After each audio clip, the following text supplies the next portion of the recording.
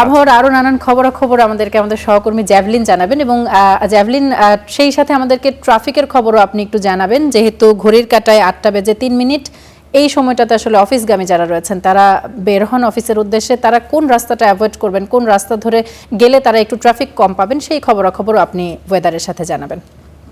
তামান্না, ট্রাফিকের বিষয় যেটি বললেন এটি আসলে বলতে গেলে তোতা পাখির মতো ভাগ্য গণনা করে এরকম প্রেডিকশন দেওয়া যেতে পারে, তবে সেটি মিলবে কিনা এটির কোনো গ্যারান্টি নেই। তবে প্রথমে যদি আমরা আবহাওয়াতে আসি, আবহাওয়ার খবর আমরা দেখছি এই মুহূর্তে 20°C তাপমাত্রা সেটি রয়েছে ঢাকাতে।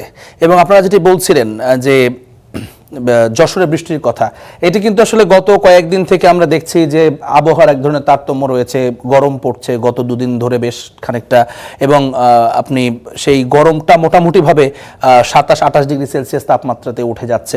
তো স্বাভাবিকভাবেই গরম যত বাড়বে এই সময়টাতে হিউমিডিটি বাড়বে এবং হঠাৎ করে বৃষ্টির যে প্রবণতা সেটি হতে পারে। তবে ঢাকাতে আজকে যেটি বলা হচ্ছে পার্টলি সানি, অর্থাৎ বেশিরভাগ সময়ই সূর্যের দেখা মিলবে, হয়তো কিছুটা মেঘের আনাগোনা থাকবে আকাশে।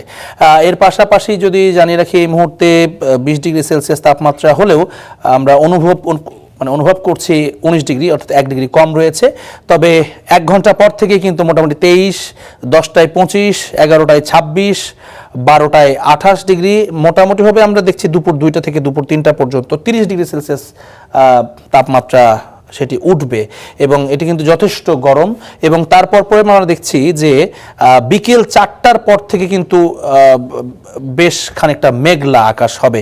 সুতরাং বৃষ্টি যেটি হচ্ছে অন্যান্য জায়গায় সেটির একটা প্রচ্ছন্ন প্রভাব ঢাকার আকাশে দেখা যেতে পারে। হয়তো বৃষ্টি আজকে হবে না, তবে কিছুটা বিকেলের পর থেকে ঠান্ডা অনুভব হতে পারে।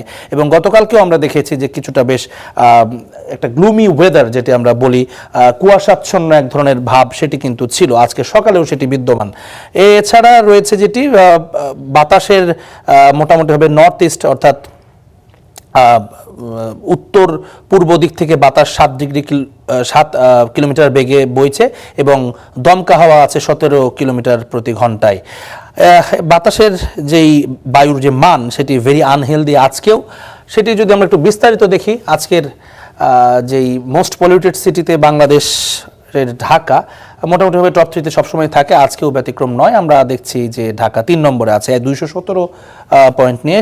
গতকালকেও কিন্তু 1 নম্বরে ছিল এই তালিকায়, এবং সেটি ছিল এই ক্যাটাগরিতে, অর্থাৎ 300-এর উপরে ছিল, হাজারডাস, বিপজ্জনক। আজকে সেখান থেকে কিছুটা উন্নতি হয়েছে, যদিও 3 নম্বরে 217 নিয়ে এখনও ভেরি আনহেলদি।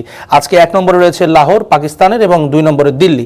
মোটামুটিভাবে এই 3টি শহর প্রথম 3 স্থান নেয়ার জন্য লড়াইটি চলে সবসময়। হঠাৎ কালে ভদ্রে অন্যান্য দেশকে আমরা দেখতে পারি। আমরা যদি একটু ক্লিনেস্ট সিটি আজকের যে টপ 3 সেটি যদি একটু দেখে নিই, আজকে সবচেয়ে সুন্দর আবহাওয়া রয়েছে মার্কিন যুক্তরাষ্ট্রের পোর্টল্যান্ডে, এছাড়া স্লোভাকিয়াতে রয়েছে ব্র্যাটিস্লাভা, এবং ভ্যাঙ্কুভার কানাডা। এই 3টি শহর আজকে খুবই চমৎকার বায়ুমান।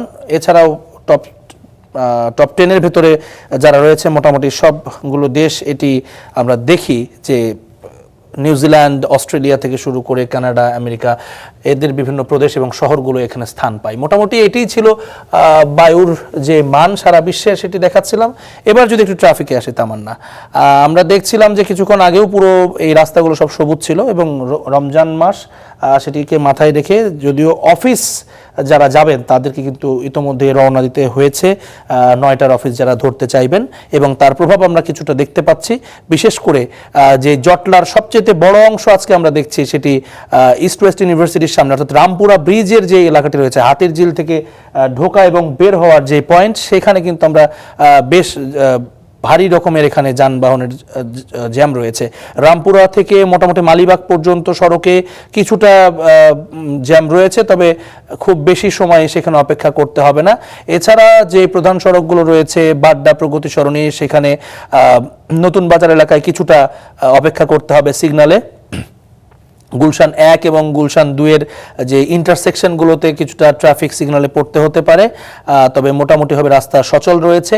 এছাড়া তেজগাঁর ভেতর দিয়ে যে রাস্তাটি আছে সেটি মহাখালী হয়ে, এখানেও এখনও পর্যন্ত রাস্তা সচল রয়েছে, যদিও টার্মিনালের সামনে কিছুটা জটলা রয়েছে, সেখানে গাড়ি, বড় যে বাসগুলো রয়েছে, কোচগুলো রয়েছে, সেটি কিন্তু অপেক্ষা করে বা সেখানে পার্কিংয়ে থাকে, যে কারণে এই ভোগান্তিটি মোটামুটি নিত্যদিনের সঙ্গী এই পথে যারা যাতায়াত করেন তাদের জন্য। এছাড়া বসুন্ধরা সিটির যে অর্থাৎ কারণ বাজারের যে মোড়টি, সেখানে আমরা দেখছি এখনো পর্যন্ত এফডিসি থেকে কারণ বাজারের যেই অংশটুকু সেখানে কিছুটা চাপ রয়েছে। এছাড়া পান্থপথ হয়ে পুরোপুরি ধানমন্ডি পর্যন্ত রাস্তাটি চলাচল স্বাভাবিক রয়েছে। যান শাহবাগে কিছুটা চাপ দেখতে পাচ্ছি। এছাড়া ধানমন্ডির ভেতরে সড়কে একেবারেই পরিষ্কার রয়েছে, সেখানে কোনো ধরনের জ্যাম এখনো পর্যন্ত তৈরি হয়নি। বিজয় সরণিতে ইন্টারসেকশনে কিছুটা সময় অপেক্ষা করতে হতে পারে, সেটি মাথায় রেখে বেরোবেন নিশ্চয়ই যারা আসছেন। এই মোটামুটিভাবে জাহাঙ্গীর গেটেও কিছুটা আমরা দেখছি যে সেখানে অপেক্ষা করতে হতে পারে। এর বাইরে আর কোনো রাস্তাতেই আমরা তেমন বড় কোনো জটলা দেখছি না। যে ইন্টারসেকশনগুলো রয়েছে সেখানে স্বাভাবিক প্রক্রিয়ায় কিছুটা সময় অপেক্ষা করতে হতে পারে সিগন্যাল লাইটে। বিশেষ করে আমরা জানি যে শাহবাগ থেকে বিমানবন্দর পর্যন্ত যে 7টি ইন্টারচেঞ্জে এখন কিন্তু ট্রাফিক সিগন্যাল লাইট সেটি রয়েছে, সেই জায়গাতে কিছুটা অপেক্ষা করতে হতে পারে। তবে হাতে মোটামুটি 10-15 মিনিট সময় নিয়ে যদি বেরোন, মানে যাত্রাপথে যা লাগে তার চেয়ে 10-15 মিনিট সময় হাতে নিয়ে বেরোলে আশা করা যায় গন্তব্যে তারা পৌঁছাতে পারবেন। তার এই ছিল আমার কাছে মোটামুটিভাবে আজকের যে বায়ুমান, আবহাওয়া এবং ট্রাফিকের সবশেষ আপডেট।